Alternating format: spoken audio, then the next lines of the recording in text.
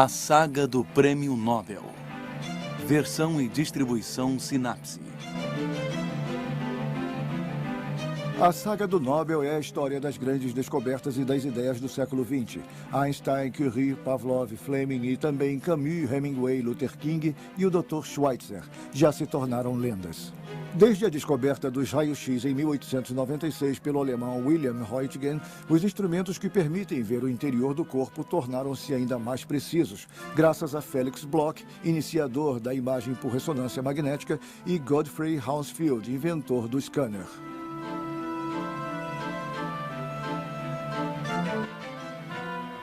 Os instrumentos da medicina.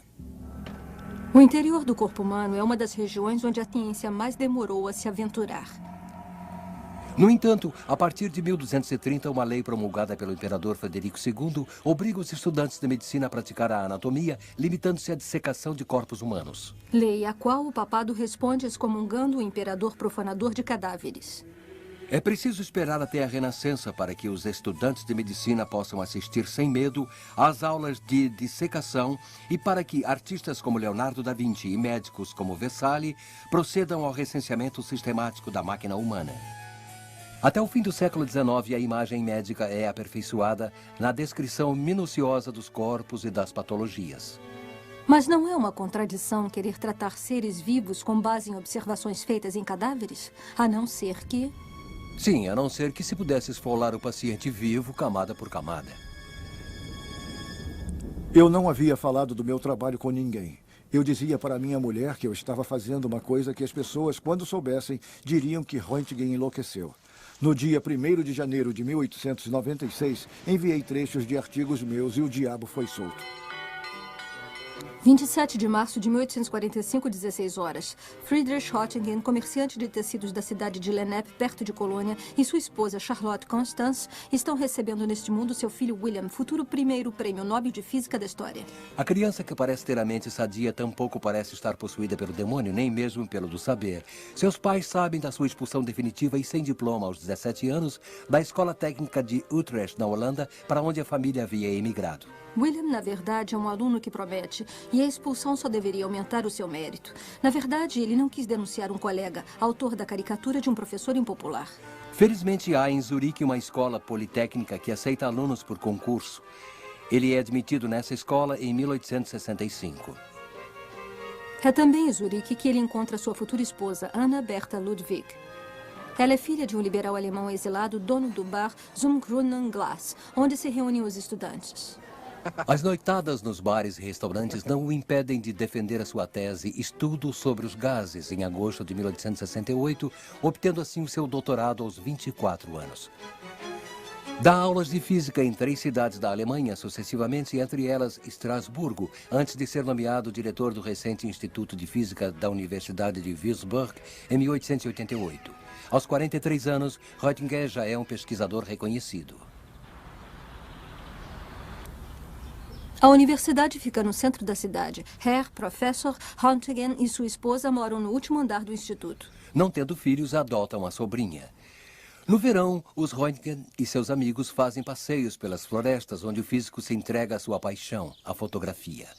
O outono é dedicado à caça e o inverno às corridas de trenó. Na cidade, seu modo de ser é considerado bem pouco convencional. Sim, um lunático. Conta-se que durante um passeio com sua esposa, ele avista uma carruagem. Chama um cocheiro, dá seu endereço, paga a corrida e manda sua esposa subir e continua sozinho a sua caminhada. Para o professor Philippe Lenard, honrado doutor, como eu gostaria de reproduzir sua importantíssima experiência, encomendei um tubo de eficiência comprovada da Miller-Unkel. Poderia Vossa Excelência indicar-me um produtor confiável para a janela de folha de alumínio? Muito respeitosamente, W. Röntgen. Röntgen está com 50 anos quando escreve esta carta a Philippe Lenard, assistente do célebre Hertz. O descobridor das ondas eletromagnéticas acabara de morrer e seu aluno retomava os trabalhos sobre os raios catódicos num tubo a vácuo. O tubo a vácuo é uma bolha de vidro dentro da qual foi colocado um cátodo e um anodo, e onde se criou o vácuo. Quando se faz passar uma descarga elétrica, uma fluorescência se produz na parede do tubo que está atrás do anodo, evidenciando uma radiação emitida pelo cátodo. Lenard resolve colocar uma fina e opaca janela de folha de alumínio sobre esta parede. Ele constata que os raios catódicos atravessam o alumínio e até a distância de alguns centímetros para fora do tubo tem um efeito luminescente sobre sais fluorescentes e podem até mesmo manchar uma chapa fotográfica. Ao fazer os raios catódicos passarem através de uma folha de alumínio, Lenard contradiz a teoria do inglês Sir William Crookes. Se os raios catódicos fossem um fluxo de partículas elétricas ou uma matéria radiante, como definidas por Sir William, eles não poderiam atravessar a matéria.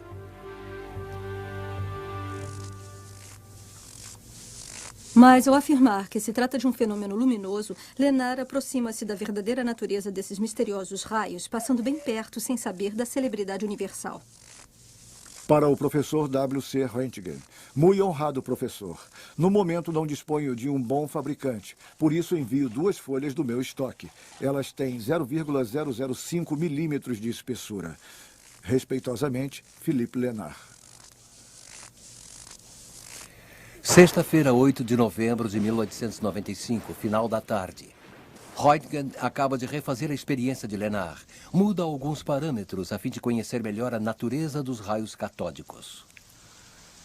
Para isso, Roentgen decide utilizar um tubo a vácuo com a parede de vidro bem espessa, porém transparente. Aumentando a descarga elétrica, ele quer verificar se os raios catódicos poderiam sensibilizar uma tela revestida de partículas fluorescentes. Roentgen confecciona uma capa de cartolina preta a fim de evitar que a própria luminescência do tubo influa na experiência.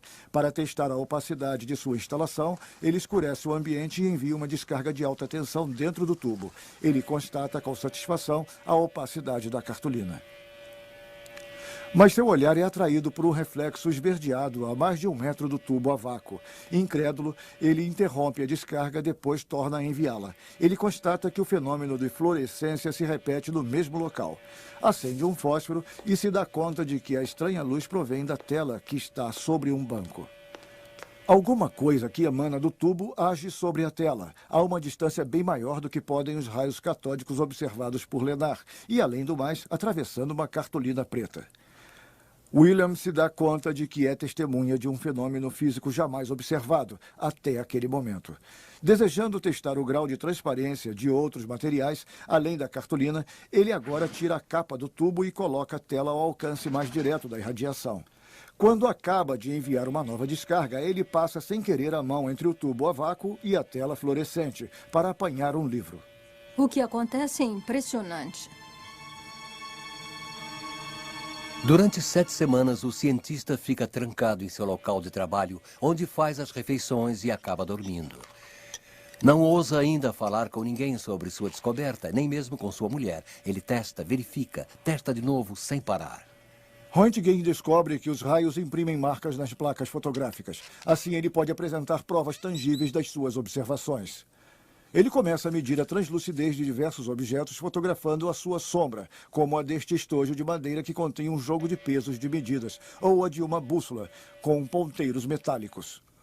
Roentgen acredita que estes raios, que ele batiza com a letra X, o desconhecido, a incógnita na matemática, nada tem a ver com os de Lenard, devido ao seu longo alcance.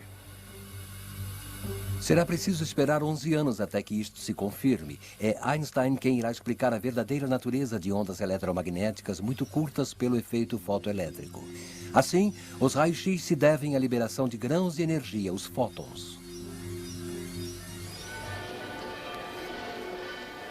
No dia seguinte ao Natal, o cientista convida sua esposa a entrar em seu laboratório. 1 hora depois, Anna Bertha Roentgen contempla boquiaberta a fotografia dos ossos de sua mão, com uma sombra mais opaca sobre um dos dedos, seu anel. Em 28 de dezembro de 1895, Roentgen envia para a Sociedade de Física um manuscrito com o título sobre um novo tipo de raios.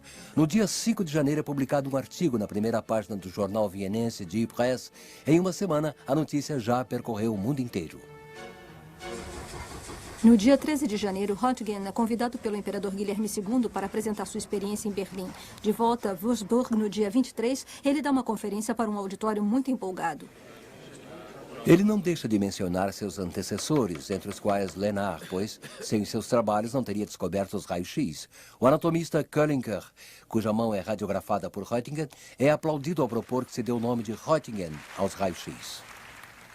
Em Würzburg, os Röntgen recebem quilos de correspondência, cartas de felicitações, pedidos de informações sobre o material utilizado, além de propostas mais prosaicas. Com o de Christiansen, diretor da fábrica de bicicletas Sleds, que oferece a Röntgen 25% sobre hipotéticos direitos de exploração dos raios-x nos Estados Unidos.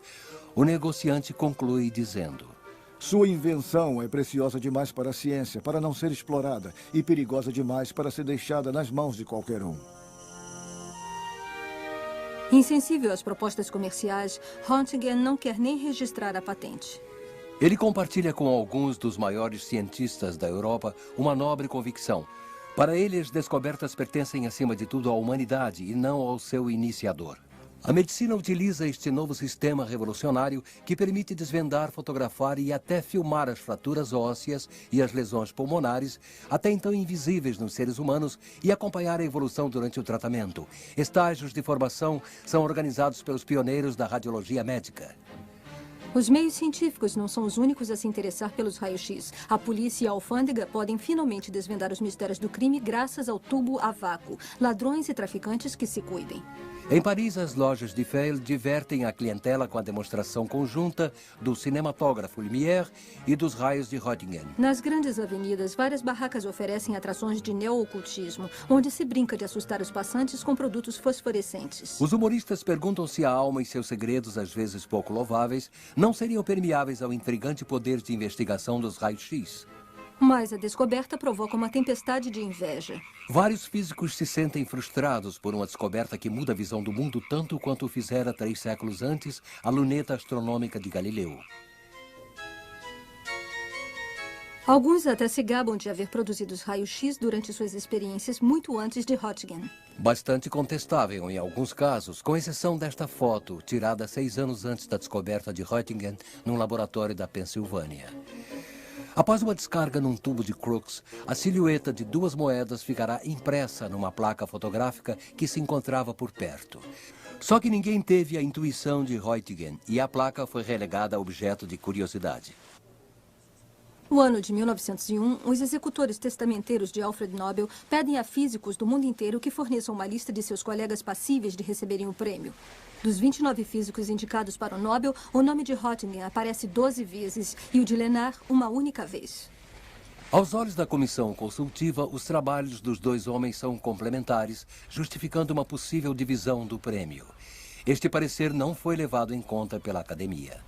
Apesar de seus enjoos no mar, Röntgen vai a Estocolmo no dia 10 de dezembro de 1901 e recebe o primeiro prêmio Nobel de Física da história das mãos do príncipe da Suécia. Na volta, ele doa as 50.000 coroas para a Universidade de Würzburg. É aí que Lenard se enfurece, grita que foi traído. Röntgen só teve que apertar um botão, fui eu que fiz todo o trabalho. Nem o prêmio Nobel que ele recebe em seu próprio nome em 1905 consegue dissipar a sua mágoa.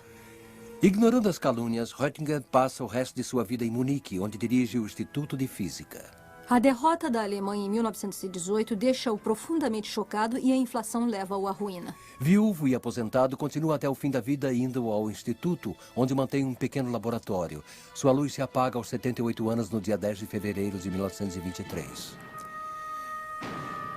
10 anos depois, Hitler assume o poder. Lenard, que se notabilizou desde os anos 20 por um forte antissemitismo, tornou-se um dos representantes mais visados da hierarquia científica nazista. Sua história da física alemã, em 4 volumes, com forte apelo ariano, em momento algum menciona o nome de Einstein, nem o de Röntgen. Em 1946, um ano antes de morrer, Lenard responde irritado à pergunta do radiologista americano Ether. Röntgen era judeu? Não, mas era amigo dos judeus e agia como um deles. Em 1996, no centenário de sua experiência, William Röntgen é universalmente celebrado como o único e verdadeiro descobridor dos raios-x.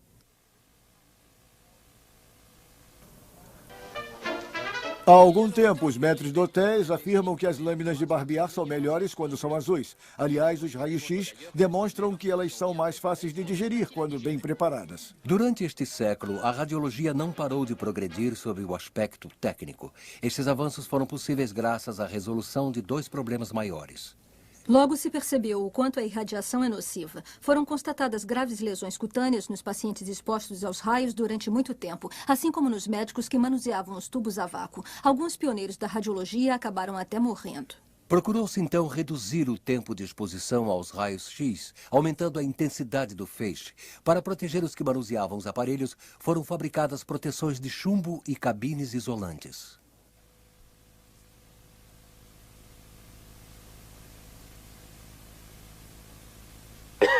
Como as fotografias realizadas por raio-x não conseguem dar conta do volume de um objeto em 3 dimensões, torna-se difícil, às vezes, discernir o elemento que se quer examinar dos outros que o cercam.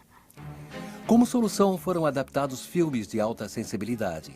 Também foram utilizados produtos de contraste que, ingeridos pelo paciente, têm a propriedade de se fixar sobre certos tecidos, permitindo que fiquem mais em evidência com relação a outros de densidade equivalente. Estes produtos resolvem, em parte, a questão do contraste do objeto a ser analisado. Ainda resta o problema da falta de nitidez devido à presença de outros tecidos na frente e atrás da zona pesquisada. Em 1921, um médico francês, André Bocage, propõe deslocar num movimento inverso e acoplado o tubo emissor de raio-x e a placa receptora, em relação a um eixo que é a parte do corpo que se deseja analisar. Visualiza-se, então, na placa fotográfica, o ângulo ou o corte desejado, com um evidente ganho de nitidez, enquanto a parte anterior e posterior ao objeto fotografado fica embaçada durante o movimento. É o princípio da tomografia. 1968 é um ano excelente para a gravadora e produtora britânica EMI. Ela acaba de lançar simultaneamente 2 produtos revolucionários de seus estúdios de gravação, o mítico álbum duplo dos Beatles, e de seus laboratórios de Hayes, o protótipo do scanner de raios-x. Eu fui procurar cérebros de boi nos abatedouros, mas eles estavam sempre danificados pelos métodos de abate. Resolvi, então, atravessar Londres para encontrar um local onde o animal fosse sangrado para ser abatido. Mas não era nada agradável transportar cérebros através da cidade, dentro de sacos de papel.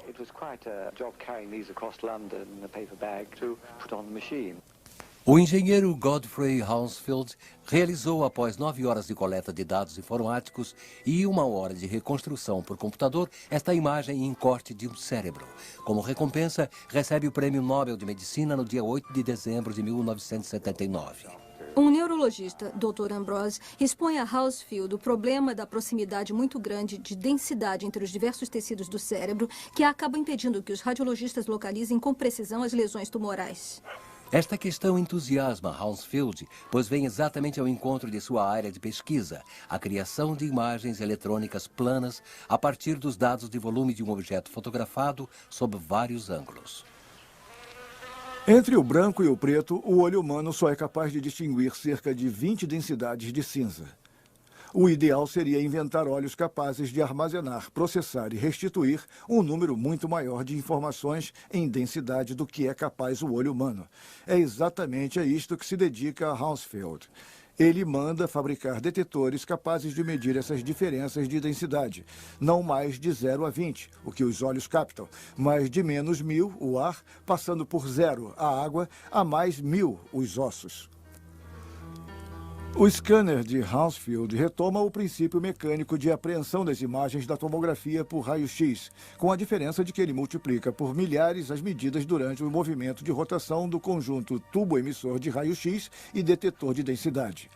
A seguir, basta coletar via informática os múltiplos dados de volume do corte anatômico, os voxels, que se pode traduzir em dados bidimensionais, os pixels. Para obter uma imagem na qual se possam discernir as diversas densidades dos tecidos, selecionam-se em relação à escala de densidade compreendida entre menos 1000 e mais 1000, cerca de 20 valores de cinza, a fim de se obter uma imagem legível a olho nu. No final de agosto de 1971, um scanner de uso médico é instalado no hospital de Wimbledon. Mas só 6 meses depois, a direção do hospital vai aceitar que o Dr. Ambrose utilize a máquina para o primeiro exame do crânio de uma paciente, no qual se descobre com sucesso a presença de uma lesão. Hoje em dia, o princípio permanece o mesmo, mas as máquinas foram aperfeiçoadas. O tempo de cálculo diminuiu, os captadores se multiplicaram e permitem uma melhor qualidade da imagem. Hoje se pode escanear todo o corpo humano e produzir imagens digitais em 3 dimensões. Mas a captação de imagens médicas continua evoluindo. Em 1952, Felix Bloch divide o Prêmio Nobel de Física com Edward Purcell pela descoberta da ressonância magnética. Eles deram origem a uma nova técnica de investigação, a captação de imagens por ressonância magnética. Como a ressonância magnética não utiliza os raios-x, deixa de existir o perigo.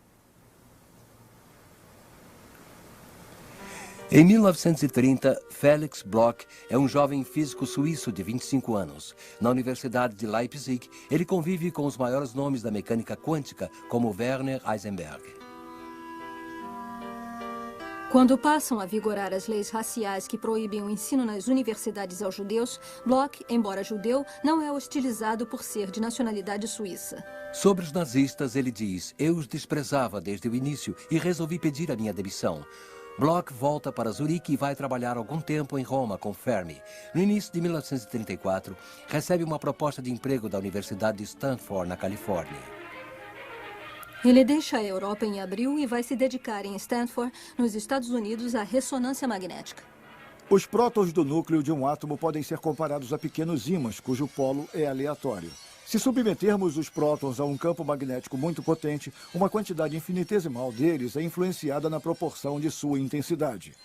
Uma maioria dos prótons envolvidos se alinha no sentido do campo e uma minoria no sentido inverso. Sua velocidade de rotação em torno do eixo do campo magnético é um valor constante que se mede em frequência de rádio. Se emitirmos uma frequência de rádio equivalente à sua velocidade de rotação, os prótons entram em fase, criando um estado de equilíbrio instável e de alta energia. Diz-se que eles entram em ressonância.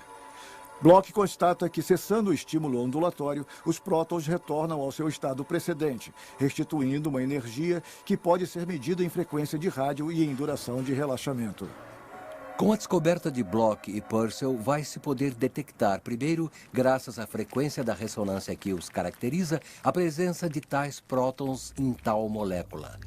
Em seguida, interpretando sua duração de relaxamento, poder-se-á determinar seu grau de concentração, permitindo a identificação do meio tissular em que ele se encontra, osso, tecido mole ou água. A captação de imagens por ressonância magnética tem como referência um dos elementos mais abundantes do organismo, o hidrogênio. Sabemos que, submetido a um campo magnético de intensidade de 1 Tesla, os prótons de hidrogênio se alinham e só ressoarão numa determinada frequência. O princípio consiste em introduzir o paciente num campo magnético e escolher uma zona de trabalho, um corte. Para tanto, utilizam-se microímãs que têm influência sobre o campo magnético de tal forma que sua intensidade neste corte seja de apenas 1 Tesla. Envia-se, então, a frequência de ressonância devida e somente ressoam os prótons de hidrogênio do corte. O sinal magnético emitido pelos prótons, logo após a ressonância, tem sua frequência captada por bobinas e é processado por um computador que restitui uma imagem plana da área. Mas antes de chegar até aqui, foi preciso construir as máquinas. Desde 1969, um professor da Faculdade de Medicina de Nova York, Raymond Damadian, pensa ser possível diferenciar os tecidos sãos dos tecidos doentes, em especial aqueles atingidos pelo câncer, graças à ressonância magnética. 2 fatores contribuem para a realização do projeto de Damadian: a descoberta dos supercondutores, com os quais se criam campos magnéticos muito intensos e regulares, e o boom informático. O próprio Damadian conclui em 1977 a construção do enorme ímã supercondutor, conseguindo a imagem em corte de um tórax humano. Desde 1981, vários desses aparelhos funcionam no mundo inteiro.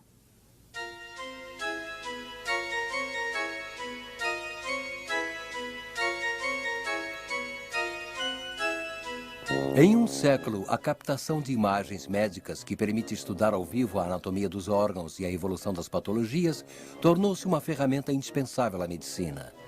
A radiografia, o scanner, a ressonância magnética e também a ecografia e a cintilografia permitem-nos explorar a parte, por menor que seja, do corpo com uma precisão cada vez maior. Graças às diferentes técnicas de investigação, não é mais preciso abrir um corpo humano para fazer um diagnóstico.